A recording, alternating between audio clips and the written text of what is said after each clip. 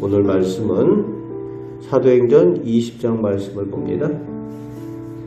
에베소에서의 소동이 그친 후에 사도 바울은 마게도냐 지역과 그 주변 도시들을 순회하면서 이미 복음을 전했던 사람들을 제자로 굳건히 세우는 일을 합니다. 단지 복음을 전하는 것으로 끝나는 것이 아니라 제자로 일꾼으로 온전히 설 수 있도록 도와주는 것까지 해야 진정한 전도이고 그것이 선교가 됩니다. 사도 바울이 순회하면서 그 일들을 감당하는 모습을 볼 수가 있습니다. 6절 말씀에 여러 동역자들과 함께 드로아에서 복음을 전하게 되는데 7절부터 12절까지 말씀 가운데 보면은 복음을 전하는 그 열정으로 사도 바울이 밤 늦은 시간까지 강론을 하다가 사고가 나게 되죠. 유두고라는 한 청년이 창에 걸터 앉아 졸다가 3층 높이에서 떨어져 죽은 사건이 발생을 합니다. 성경학자들은 이 유두고라는 청년이 이 드로아 지역에서 그 노동일을 하는 청년이었을 것이라고 추정을 합니다. 그래서 낮에는 나가서 땀 흘리며 수고하고 열심히 일하다가 저녁 시간에 와가지고 말씀을 듣겠다고 다른 사람들이 꽉 차 있으니까 3층 높이의 창틀에 걸쳐 앉아서 말씀을 들었다는 거죠.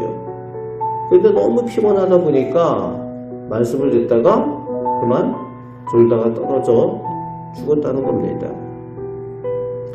자칫 복음 전파의 위기가 될 수 있는 그런 사고이었지만 사도 바울이 그 청년을 살립니다. 그것으로 인해서 복음의 능력이 나타나게 되고 정말 살아계신 하나님, 죽은 사람도 살리신 하나님, 부활의 주님의 능력을 보여주는 계기가 되고 믿는 사람들이 그 일로 인하여 위로함을 받는 계기가 되었다는 겁니다. 그렇습니다.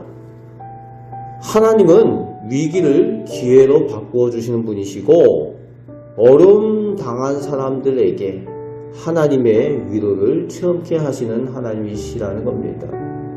오늘 우리들 삶 가운데도 함께 하시고 그 능력으로 우리의 위기를 기회로 바꾸어 주시고 우리를 위로하여 주실 줄 믿습니다. 17절부터 38절에서는 사도 바울이 에베소의 장로들을 청하여 고별 설교하는 내용을 기록을 하고 있습니다. 고별 설교다. 다른 말로 이야기하면 유언과 같은 그런 말씀이라는 거죠. 다시 보지 못하게 될 것이다 라는 말로 사도 바울이 에베소 교회 장로들에게 권면을 하고 있는 거죠. 18절부터 21절에 사도 바울이 에베소 교회 앞에 신앙의 모범을 보이며 열심히 가르치고 또 그 행했던 것 그것을 기억해 달라고 권면을 합니다.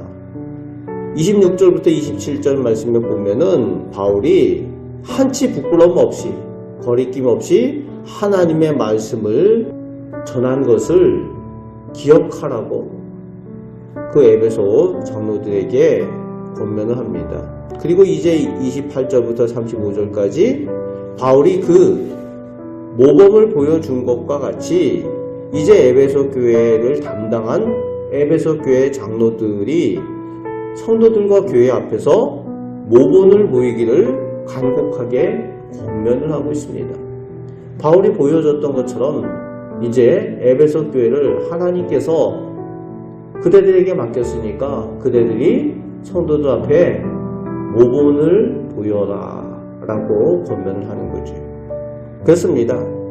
직분자들, 지도자들은 신앙에 좋은 모본을 보여주는 것입니다. 좋은 모본을 통해서 그 교회에 속해 있는 성도들이 진정한 믿음이 무엇인지 그리고 하나님을 믿는 것이 무엇인지 보고 배우게 된다는 거죠. 사람의 방법이 아니라 하나님의 말씀으로 행해야 된다라고 또 사도 바울은 32절 말씀에 은혜의 말씀이 여러분들을 든든하게 세울 것이다 라고 그렇게 말씀하여 주고 있습니다. 위탁한다는 거예요. 말씀 가운데 그대를 위탁한다. 말씀 가운데 든든히 설 때에 교회를 온전히 세우는 지도자들로, 장로들로 서게 될 것이다 라고 권면을 하고 있습니다. 22절부터 24절까지에서는 사도 바울이 성령의 말씀에 따라 복음을 전하면서 이제 각 성에서 자신이 당해야 될 결박과 환난이 있게 될 것을 에베소 장로들에게 말하고 있습니다. 고난을 피하지 않고 고난이 있음에도 불구하고 그곳으로 간다는 거예요. 그것을 성령께서 이미 가르쳐 주셨다는 겁니다. 너 이 성으로 가면은 결박도 당하고 매도 맞고 환난도 당하게 될 것이다. 알고 간다는 얘기죠. 그러면서 이제 사도 바울이 고백하는 게 있죠. 그럼에도 불구하고 24절에 내가 달려갈 길과 주 예수께 받은 사명을 그 복음 증언하는 일을 마치려 하면은 나의 생명조차 조금도 귀한 것을 여기지 아니하노라. 죽을지라도 나에게 맡겨주신 사명 감당하는 일을 위해서 최선을 다해서 달려갈 거라는 거죠. 왜 그렇습니까? 그것이 예수님을 닮는 것이기 때문에 그렇죠. 예수님께서도 고난당하시고 십자가를 지시고 죽을 줄 알면서도 예루살렘을 향하여서 가셨던 것처럼 오늘 사도 바울도 고난당할 줄 알면서도 복음을 전하기 위해서 간다는 겁니다.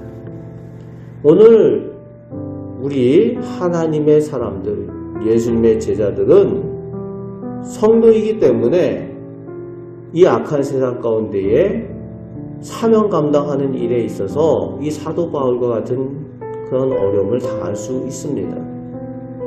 복음을 전하기 위해서 당연히 고난을 당할 수도 있다는 거예요. 그러나 고난당하고 사람들에게 조롱당하고 어려움 당할 수 있음을 알면서도 복음을 부끄러워하지 않고 예수님을 전할 때에 하나님의 복음의 능력을 우리가 체험하게 된다는 겁니다. 사도 바울은 그것을 알고 있기 때문에 자기의 고난과 환난을 개의치 않고 열심히 최선을 다해서 사명을 감당했다는 겁니다. 오늘도 우리들 삶 가운데 주님의 복음을 전하는 일을 꺼리낌 없이 담대하게 전하고 복음의 능력을 체험하며 살아가시는 우리 복된 성도들 되시기를 주님의 말씀으로 축복합니다. 아멘. 기도하겠습니다. 아버지 하나님, 저희가 먼저 하나님의 복음을 받고 믿은 사람들입니다. 먼저 믿음의 은혜를 받은 사람들입니다. 이제 또 저희에게 사명을 주셔서 하나님을 알지 못하는 사람들, 예수님을 알지 못하는 사람들에게 나아가 복음을 전하는 사명을 주셨습니다. 저희의 입술과 저희의 모습을 통하여 예수님의 사랑과 예수님의 빛이 드러나게 하여 주시옵소서. 이 악하고 어두운 세상 가운데 참된 빛으로 살아가는 저희들 되게 하시고, 사명을 감당할 때에 어려움이 있을 때에 저희들에게 능력이 되시고 저희들의 위로가 되어 주시옵소서. 오늘도 저희와 함께하여 주심을 감사드립니다. 우리를 사랑하시는 예수 그리스도의 이름으로 기도합나이다. 아멘.